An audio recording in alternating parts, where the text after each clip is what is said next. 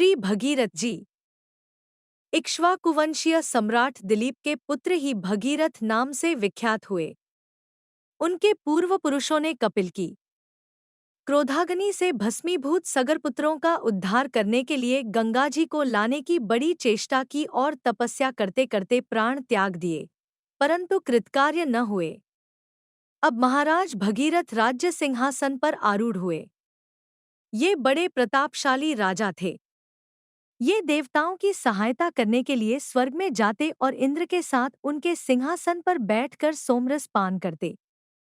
इनकी प्रजा सब प्रकार से सुखी थी।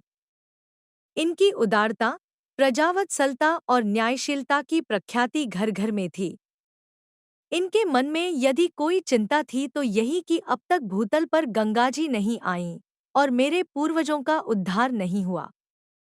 एक दिन उन्होंने राज्यभार मंत्रियों को सौंप दिया और स्वयं तपस्या करने के लिए निकल पड़े।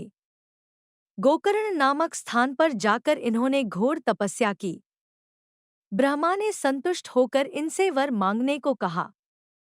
तब भगीरथ ने कहा, प्रभो, कोई ऐसा उपाय करें जिससे हमारे पितरों को 2 अंजलि गंगाजल मिल जाए और गंगाजी आकर उनकी राख को सींच दें, तब उनके उद्धार में कोई शंका नहीं रह जाएगी। ब्रह्मा जी ने कहा, हिमालय की ज्येष्ठ कन्या गंगा शीघ्र पृथ्वी पर अवतीर्ण होंगी। आता उनका वेग धारण करने के लिए महादेव की आराधना करो, तब तुम्हारी मनोकामना पूर्ण हो सकेगी। तत्पश्चात पैर के एक अंगूठे पर खड़े रहकर उन्होंने 1 वर्ष तक शिव की आराधना की। भगवान शंकर उन पर प्रसन्न हुए और उन्होंने गंगाधारण की बात स्वीकार की। उस समय गंगा प्रबल वेग से शिव के सिर पर गिरने लगी।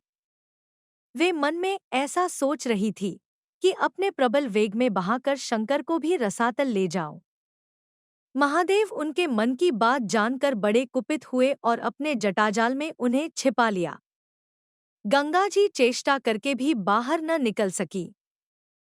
भगीरथ ने शंकर की बड़ी प्रार्थना की, तब कहीं उन्होंने गंगा को निकालकर विंदु सरोवर की ओर छोड़ दिया। इसी से गंगा की 7 धाराएं हो गईं। उनमें से एक ने ही भगीरथ का अनुगमन किया। भगीरथ दिव्य रथ पर चढ़कर गंगा के आगे आगे चलते हुए वर्तमान गंगा सागर के पास पहुंचे, जहां कपिल की तीव्र दृष्टि से उनके पूर्व पुरुष भस्म हुए थे।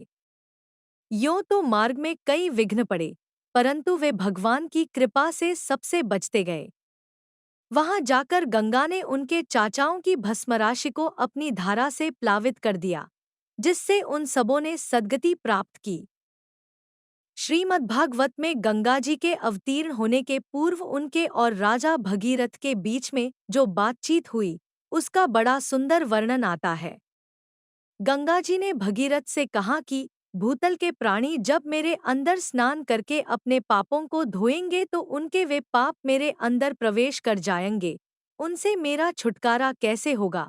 राजा भगीरथ ने गंगाजी के प्रश्न का जो उत्तर दिया, उससे साधुओं की अगाध महिमा प्रकट होती है। भगीरथ ने कहा, जिनकी विश्ववासना निर्मूल हो गई है और जो शांत, ब्रह्मनिष्ठ एवं संसार को पावन करने वाले हैं, ऐसे महापुरुष जब तुम्हारे अंदर स्नान करेंगे तो उनके अंगस्पर्श से तुम्हारे अंदर प्रविष्ट हुए सारे पातक धुल जाएंगे, क्योंकि सारे पातकों का नाश करने वाले श्रीहरि उनके हृदय में सदा विराजमान रहते हैं। जगत को पावन करने वाली श्री गंगाजी भी जिनके स्पर्श से पवित्र होती हैं, उन संतों की महिमा का कहाँ तक वर्णन किया जाए।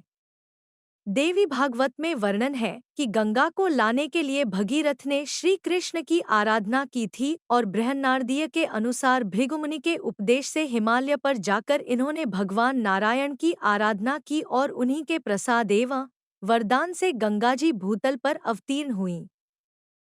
चाहे जो हो, कल्पभेद से सभी ठीक है। महाराज भगीरथ ने हम भूतलवासियों को एक ऐसी अमूल्य निधि दान की, जिससे हम जब तक सृष्टि रहेगी उनके ऋणी रहेंगे और उनके यश संगीत का गायन करते रहेंगे।